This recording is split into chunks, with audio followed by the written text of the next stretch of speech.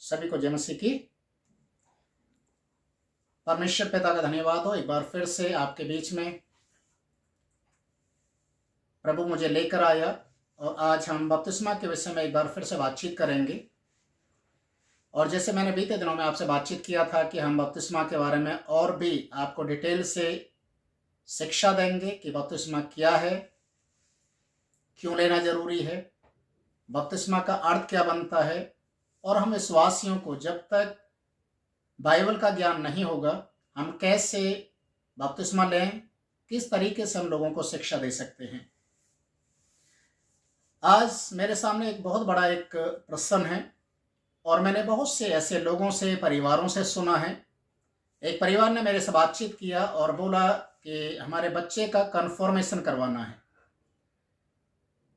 तो जब मैंने इस बात को सुना कन्फर्मेशन, तो मुझे समझ में नहीं आ रहा कि कन्फर्मेशन क्या है, किस लिए चाहिए।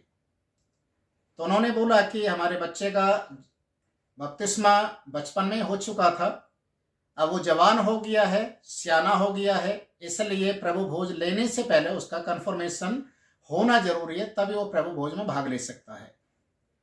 अजीजों, क्या ये बात बिब्लिकल है? क्या इस तरीके की शिक्षा या बच्चों को बपतिस्मा देना सही है?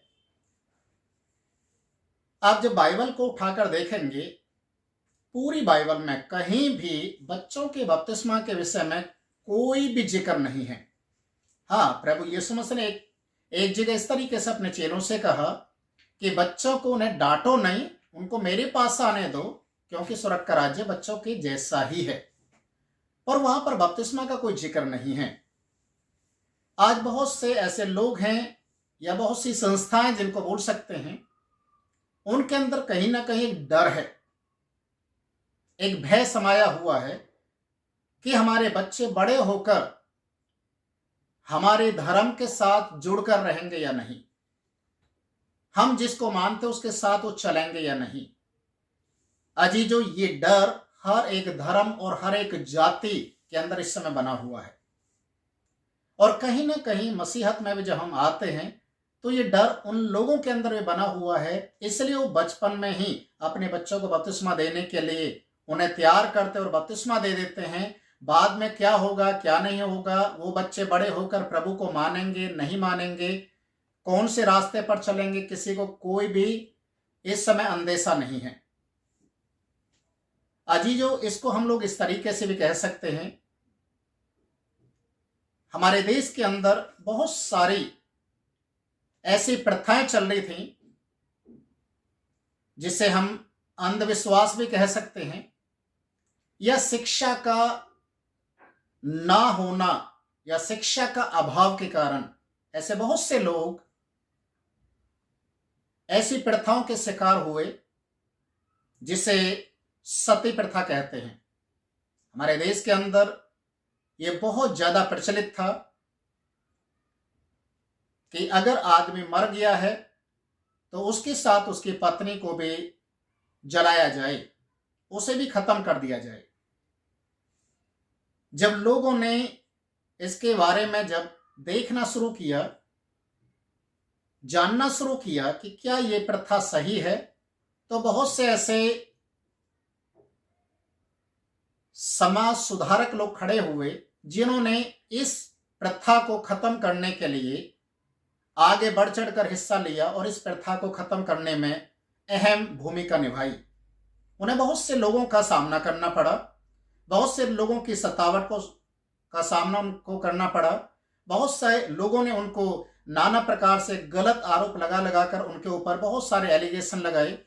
और इसी प्रकार से एक दूसरी प्रथा भी हमारे देश के अंदर थी, बाल विवाह, जो आज भी अगर आप देखेंगे बहुत सारे ऐसे जो कमजोर तत्व के लोग हैं या ऐसे जो जहां तक अभी तक शिक्षा नहीं पहुंची है, ऐसे एरिया या ऐसे स्टेट जहां पर शिक्षा का अभाव है और वहां पर आज भी बाल विवाह को मान्यता दी गई है। बचपन में बच्चे की शादी कर देना, बाद में जैसे जैसे उम्र बढ़ती है, कई बार लड़का मर जाता है, कई बार लड़की मर जाती है, और उनका जो वैवाहिक जीवन होता है वो विवाह के समय पहुंचते पहुंचते ही वो विधवा के लिवाज में चले जाते हैं। प्रिय भाई और बहनों, इस तरीके की प्रथा को भी खत्म करने के लिए बहुत से धर्म या समाज सुधारक लोग खड़े हुए, जिन्होंने इस प्रथा को भी खत्म करने में अहम भूमिका निभाई।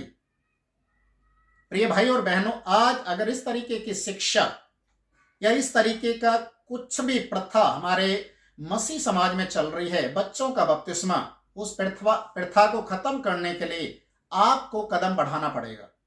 और कदम बढ़ाने के लिए आपको बाइबल की शिक्षा होना बहुत जरूरी है। बाइबल में कहीं भी प्रभु यीशु मसीह ने या उसके चेले लोगों ने बच्चों का बपतिस्मा होना चाहिए या नहीं होना चाहिए, इसके ऊपर कोई भी कहीं भी कोई विवरण नहीं दिया गया है। पर एक बात मैं आपके बीच में रखना चाहूंगा, जो लोग बचपन में बच्चों को बपतिस्मा देते हैं, कहीं ना कहीं वो अपने बच्चों के भविष्य के साथ खिलवाड़ कर रहे हैं। क्योंकि बपतिस्मा से पहले, बपतिस्मा लेने से पहले कन्फर्मेशन होता है, बपतिस्मा लेने के बाद कन्फर्मेशन नहीं होता। इस चीज को आपको समझने की जरूरत है। जब हम परमेश्वर के वचन से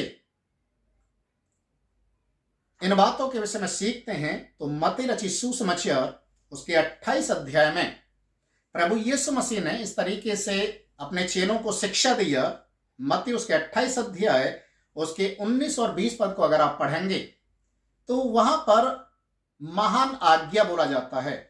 यीशु मसीह की सबसे महान आज्ञा जो चेलों को दिया, जो समाज में जाकर प्रभु के वचन को सिखाएं, उसके विषय में इस प्रकार से लिखा है, इसलिए मैं तुमसे कहता हूं कि तुम जाओ और सारी जाति के लोगों को चेले बनाओ। तुम जाओ सारे लोगों के, सारी जातियों के लोगों को चेला बनाओ और उन्हें पिता पुत्र पवित्र आत्मा के नाम से बपतिस्मा दो। यहां पर लिखा हुआ है कि पहले चेले बनाना है, और चेला तो कोई छोटा दूध पीता बच्चा तो बनेगा नहीं, चेला कोई कम दिमाग का भी नहीं बनेगा। चेला बनने का मतलब है कि गुरु के पद चिन्हों पर चलने वाला व्यक्ति जब तक वो बनेगा नहीं, वो चेला सही नहीं बन सकता।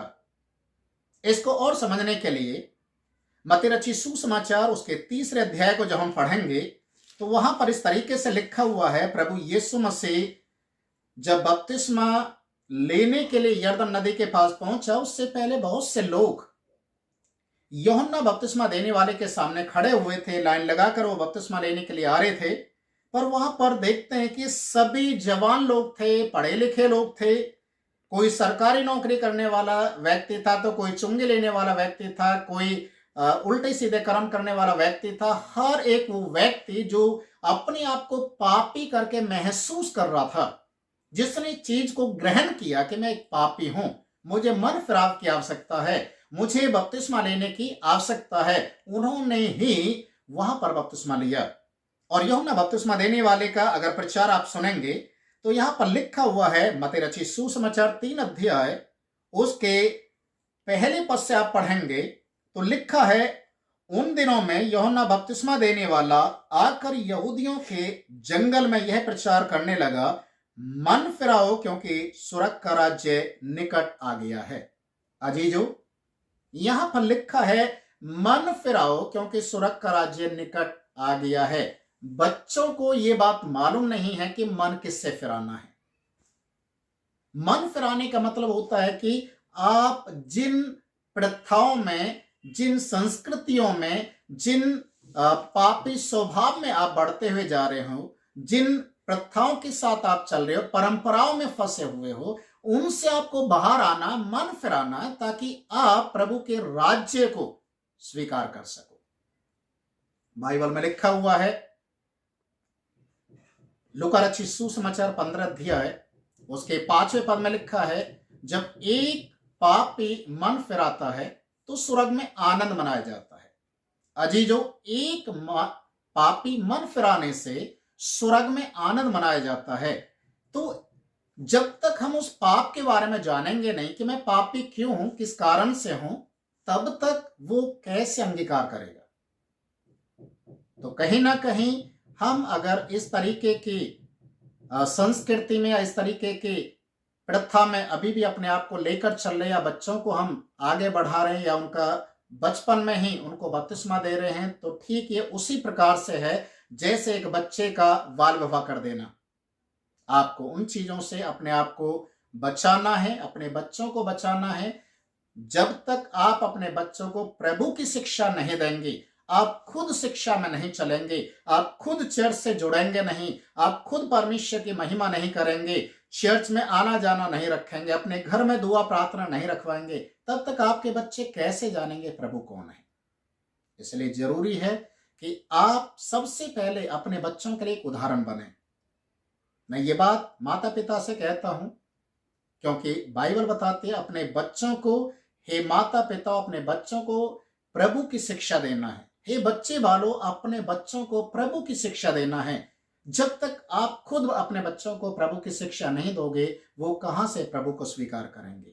इसलिए मैं आज सिर्फ इतना ही आपके बीच में रखूंगा कि बच्चों का बपतिस्मा बाइबल के अनुसार ठीक नहीं है, सही नहीं है, गलत है।